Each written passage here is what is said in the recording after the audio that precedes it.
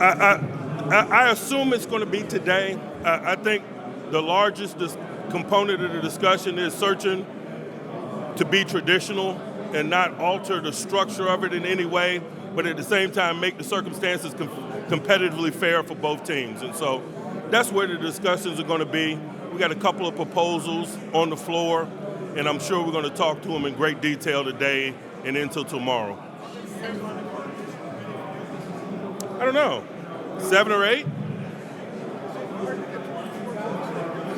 It is. Just, when you're talking about 24 out of 32 on any subject, particularly, when we're talking about rule changes as it pertains to weighty moments like overtime, I think it's going to be some discussion.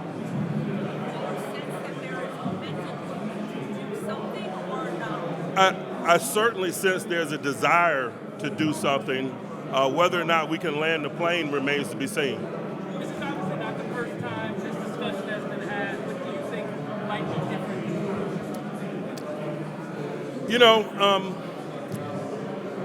I don't know what might be different. I'm interested in what might be different. I know there's been a bunch of components to the discussion, regular season as opposed to overtime and things of that nature, incentivizing the ability to go down the field and so forth. So, I don't know that it's going to be different. I think it's the same variables. I just think we're trying to find the perfect spot to land.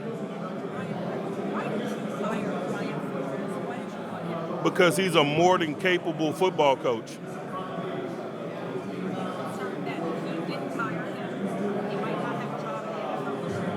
I'm sure that was his concern. I think from my perspective and where I sat, I just think I was more excited about the opportunity to have a more than qualified coach than I was what you suggested. He and I had been in continual conversation since his legal action started. I wanted to support him, as a member of the football coaching fraternity, and really just informal discussions. And really, the discussion itself was kind of born out of those visits, and it really moved rather quickly, to be quite honest with you. We didn't breach the subject until all the head jobs were filled.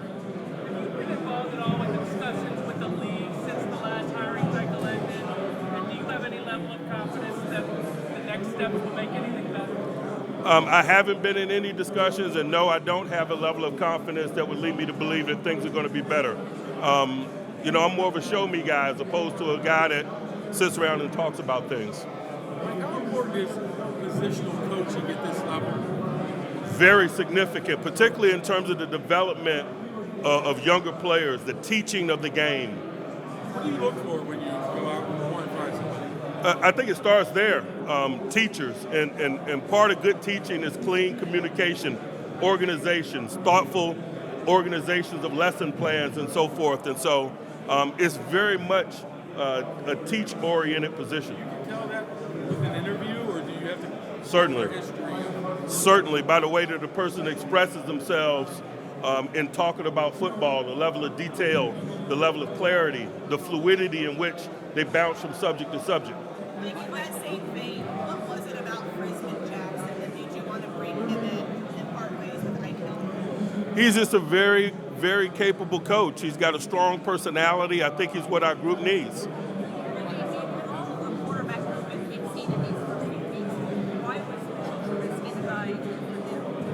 We really were attracted to his upside. He's young and experienced. He's won, to be quite honest with you, he's probably won more than anybody else that was kind of in the field. He didn't cost us any draft capital. It allowed us to maintain all our picks, and you guys know how we feel about building our team through the draft. And so there was a lot of things about him that was attractive to us. In the midst of it. Absolutely not. I love coaching football. I'm kind of a singularly focused type of a guy.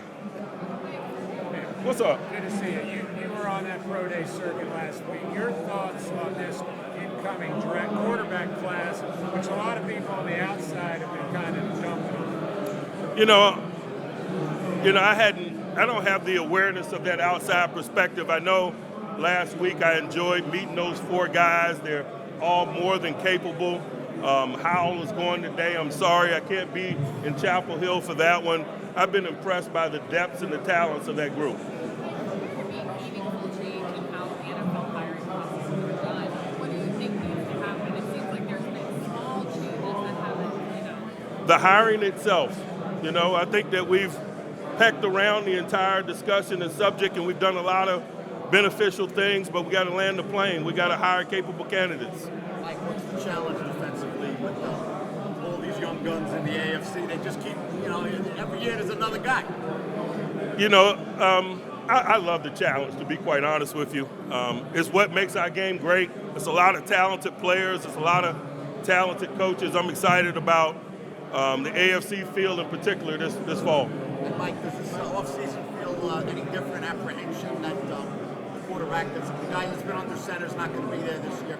I'm probably energized in a real positive way. I like the anxiety associated with professional uncertainty, and we got to acknowledge that, we're in a different space, and hopefully that brings the best out in all of us. I know that's what I anticipate happening. Brian Flores' addition, does she like that with defense with Brian's acumen? Without question, it's going to be a benefit to us. I feel that already in a short period of time in the early stages of schematic development and so forth. But, that's not the only space he's going to help us.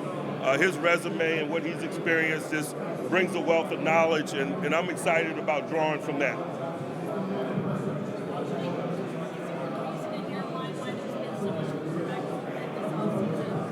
I have no idea, to be quite honest with you. Movement is just part of this time of year. I know there's been some significant names at that position, so it's worthy of a story. But personally, I hadn't read too much into it.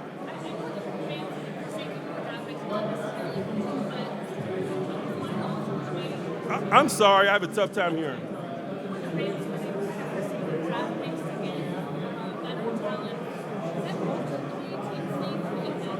You'd have to ask teams. I think we have a definitive business model that we adhere to, and we don't care what the Joneses are doing.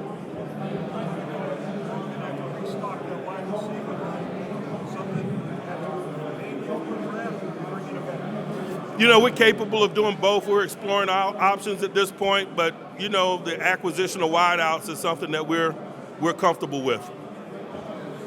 Mike, brought back Chooks. What did you like from him last year? He's youthful and experienced, and I think, that's what's exciting. This is a guy that's been a multiple-year starter for us, yet and still he's only 24 years old. I think it's reasonable to expect him to continue to grow and get better.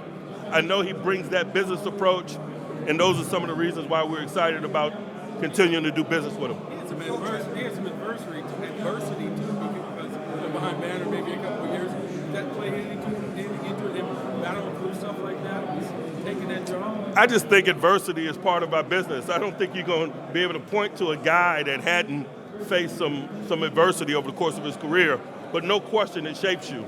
It hopefully shapes you in a positive way. Coach, no one's been in the division longer than you. How do you see it? How has it changed? What do you think about Cincinnati? I hadn't thought about the division. I'm more focused on building our team and in the early stages of schematic development and acquisition of talent for us. I'll get to the others. I'm just not there yet. Have you seen it change? I mean, how have you seen it change since 07? I don't know that I have. Just largely it's competitive. I think it's changed some in the way that the game has changed. Quarterback mobility is a larger component than it was in 07. But you could say that about the game itself. Like you said that you don't worry about keeping up with the Joneses as far as, people trading and draft capital for quarterbacks. How do you guys stay disciplined when the rest of the league seems to be changing how they're doing? I wouldn't classify what we do as discipline and what others do as undisciplined. It's just a business approach. And it's a business approach that we happen to believe in and works for us. And so we don't spend a lot of time pondering what others do and why.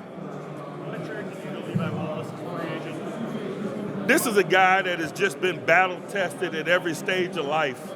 He was a walk-on at Alabama and earned his way. He was undrafted in Buffalo and earned his way. I'm just really excited about having an opportunity to work with a guy who has overcome adversity and smiled in the face of it in the manner in which he has throughout every level of play.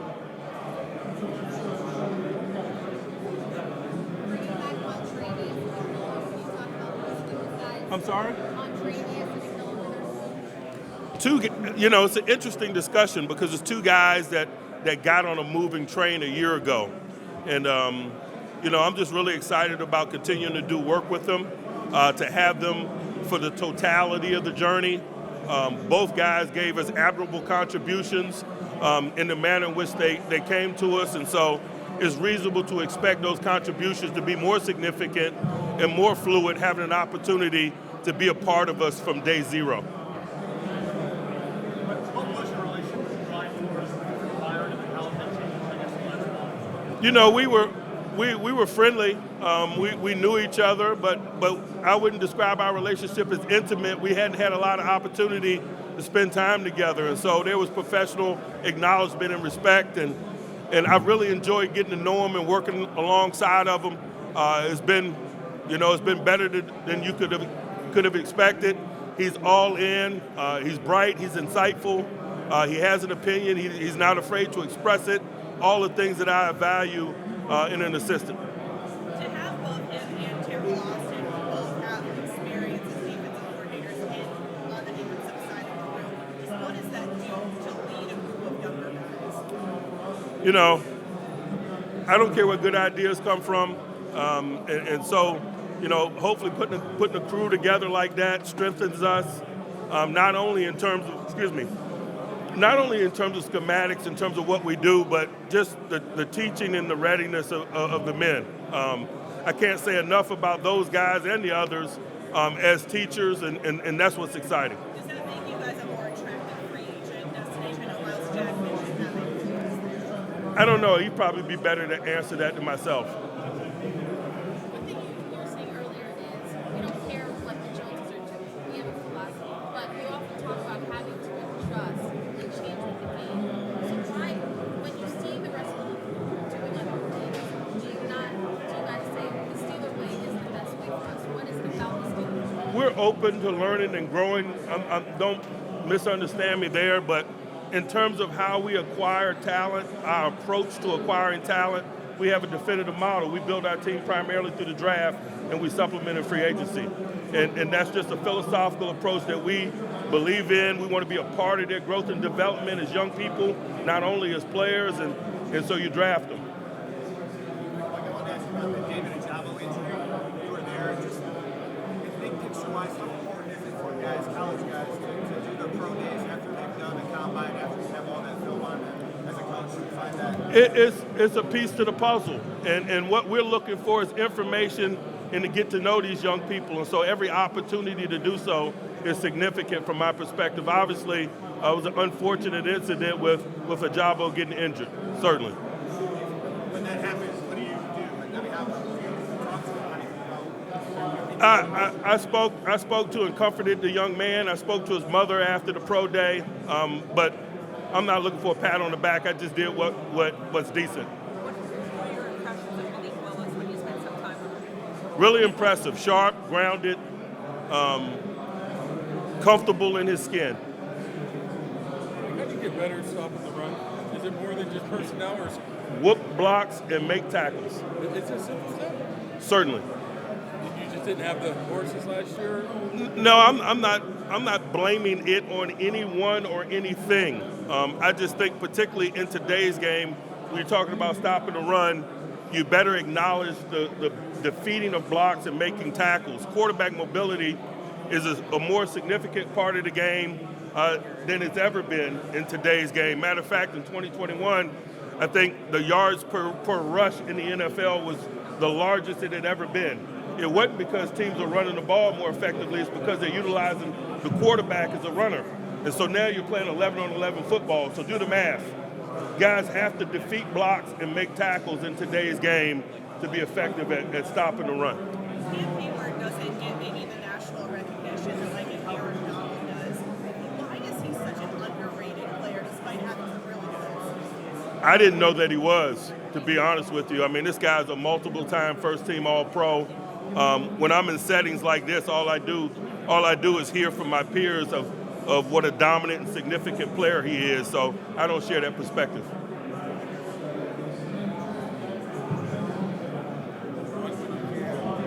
Run when you can.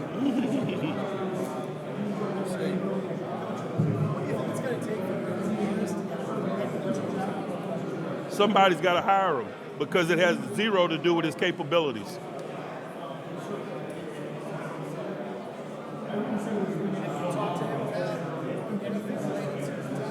I talk to him continually.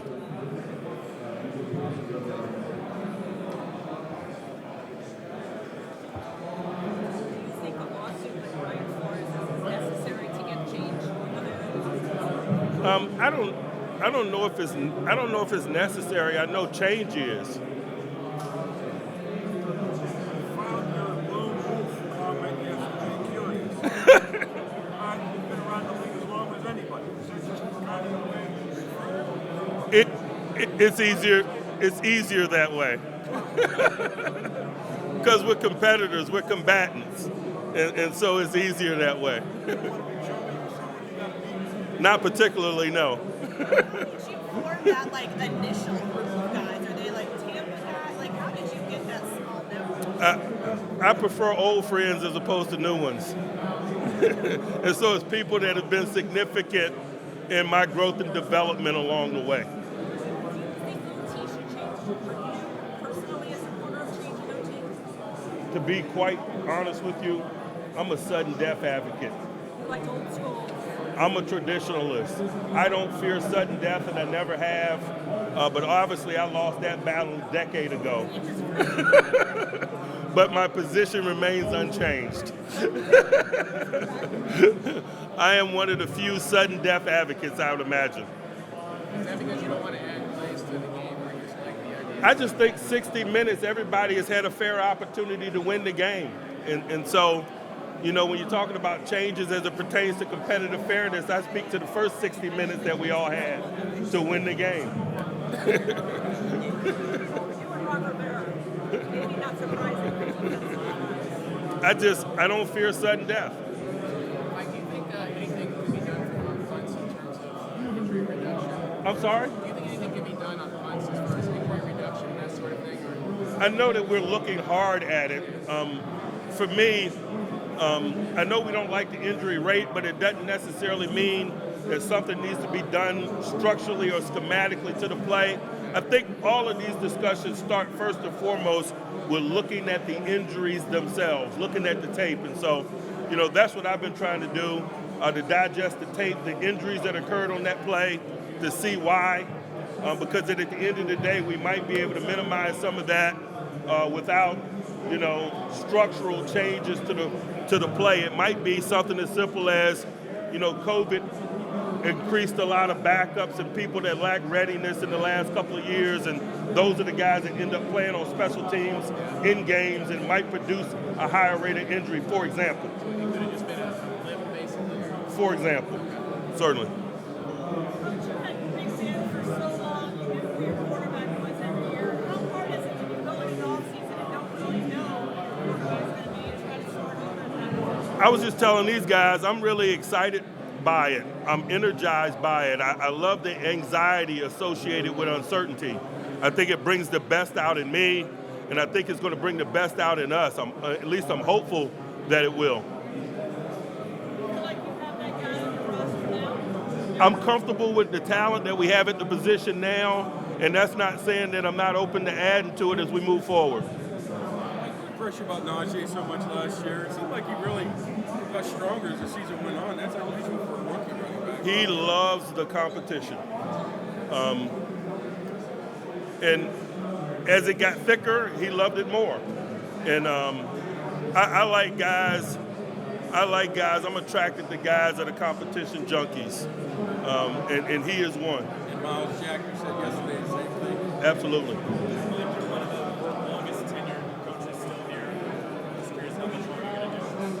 What's that? How much longer do you plan to do? I have no idea. I know I'm excited about 2022. My wife's probably got a better understanding of that than I do. Like, is it important at a certain point to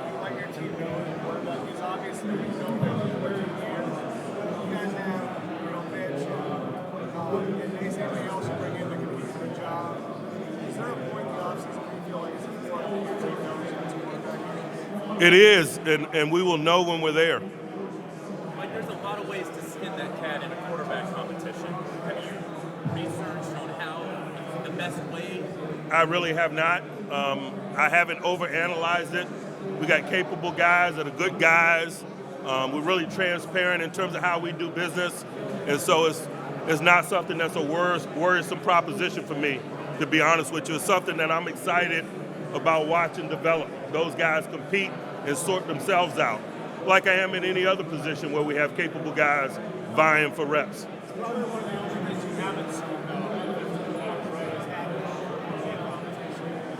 is that exciting at all? Is it something? Very, very. What do you think you're going to get out of it? What do you mean? What do you think, like, I don't know, as a coach, like you said, it's exciting, but what do you think you'll get out of getting to open it up? Like, maybe see a couple of guys. I think that's the great unknown that creates the excitement and the anxiety, and so we'll see. Mike, you liked the way that the taunting was officiated at times when we asked you about it in the regular season. Absolutely. Does there need to be any adjustment going into next season? No, not from my perspective and not from the committee's perspective. Another couple of overtime proposals on the docket this time. What's your sense in what happens? I know we're headed for some significant discussions in that space. Do I know where we're going to land? I do not. I know that there is a desire to do something in an effort to make it more competitively fair for both teams involved, but I have no idea where we're going to land. But this different twist with the 2-point conversion being perhaps the game changer. What are your thoughts on that play and how? And you guys had a couple games this year. I'm a traditionalist. I don't want to have to stand in front of my team at the most significant moment in the game and explain to them how and why it's different, or to remind those guys of the rules.